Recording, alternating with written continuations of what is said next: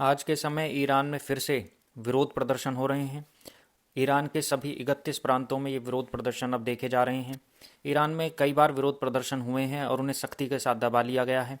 2019 में भी नवंबर दिसंबर के समय हुए थे। फिर 2022 में महसा आमिनी की मृत्यु के बाद भी ये विरोध प्रदर्शन हुए थे और 550 से ज़्यादा लोगों की मृत्यु हुई थी। और अब ये फिर से हो रहे हैं, जिसमें फिर से 2 दर्जन से ज़्यादा लोगों के मरने की आशंका है। पर ईरान हमेशा से ऐसा नहीं था। ईरान एक समय में एक सुपर पावर था। इसकी सिविलाइजेशन बहुत ज़्यादा पावरफुल और रिच थी। आज जानते हैं हम ईरान के इतिहास के बारे में और उसके राजवंशों के बारे में। ईरान का इतिहास दुनिया के सबसे पुराने और प्रभावशाली इतिहासों में से एक है। इसे अक्सर फारस या पर्सिया के नाम से जाना जाता है। ईरान की सभ्यता हजारों साल पुरानी है, जिसने कला, विज्ञान और दर्शन में विश्व को बहुत कुछ दिया है। ईरान के इतिहास को मुख्य रूप से 3 भागों में बांटा जा सकता है: प्राचीन काल, इस्लामी युग और आधुनिक काल। प्राचीन काल यानी एंशियंट एरा। इस दौरान ईरान ने दुनिया के सबसे बड़े साम्राज्यों का निर्माण किया। अलामाइट सभ्यता 2700 बीसी से 539 बीसी, यह ईरान की सबसे पुरानी सभ्यताओं में से एक थी। मीडियन साम्राज्य 678 बीसी से 549 बीसी, मीड्स लोगों ने ईरान को पहली बार एकजुट किया। एकेमिनिड साम्राज्य 550 बीसी से 330 बीसी तक, इसे साइरस द ग्रेट ने स्थापित किया था। यह दुनिया का सबसे पहला महासाम्राज्य था। इसे उस समय एक सुपर पावर भी बोला जाता था। इसने मिस्र यानी इजिप्ट से लेकर भारत की सीमा तक राज किया। डेरियस वन और जर्कसीज इसी वंश के थे। सेल्यूसिड साम्राज्य 312 बीसी से 63 बीसी, अलेक्जेंडर की जीत के बाद ग्रीक प्रभाव वाला वंश सेल्यूसिड साम्राज्य बना। पार्थियन साम्राज्य 247 बीसी से 224 ईडी तक, इन्होंने रोम के साम्राज्य को कड़ी टक्कर दी। ससानीद साम्राज्य 224 ईडी से 651 ईडी, इस दौरान फारसी संस्कृति अपने शिखर पर थी। यह इस्लाम के आने से पहले का आखिरी बड़ा फारसी साम्राज्य था।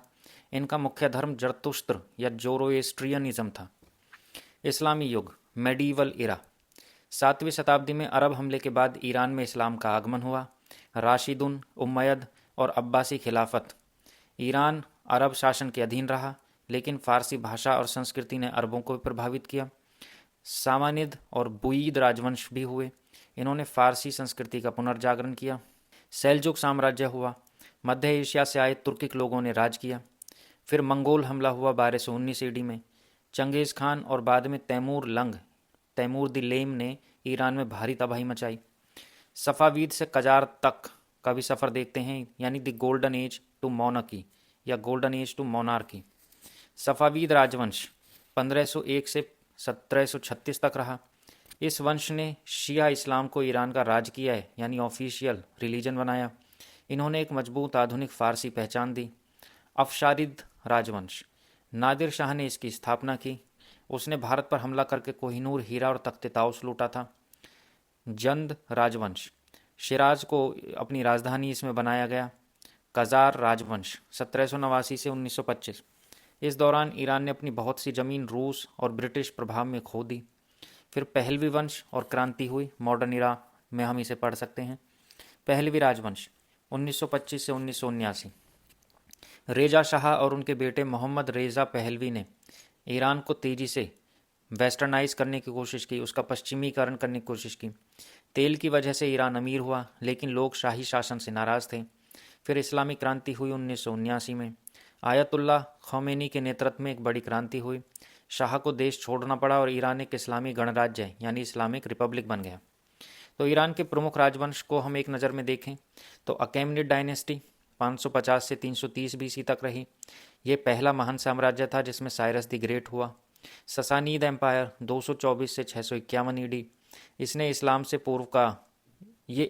पूर्व का स्वर्ण युग यानी गोल्डन एज बोला जाता है। सफ़ावीद डायनेस्टी 1501 से 1736, इसमें शिया इस्लाम की स्थापना हुई। अफशारिद डायनेस्टी 1736 से 1747, इसमें नादिर शाह की सैन्य जीतें हैं, उसकी मिलिट्री विक्ट्रीज़ हैं। कजार एम्पायर 1789 से 1925, ये आधुनिक ईरान की नींव इसमें रखी गई। वहीं पहलवी डायनेस्टी 1925 से 1979, ये अंतिम राजशाही शासन था।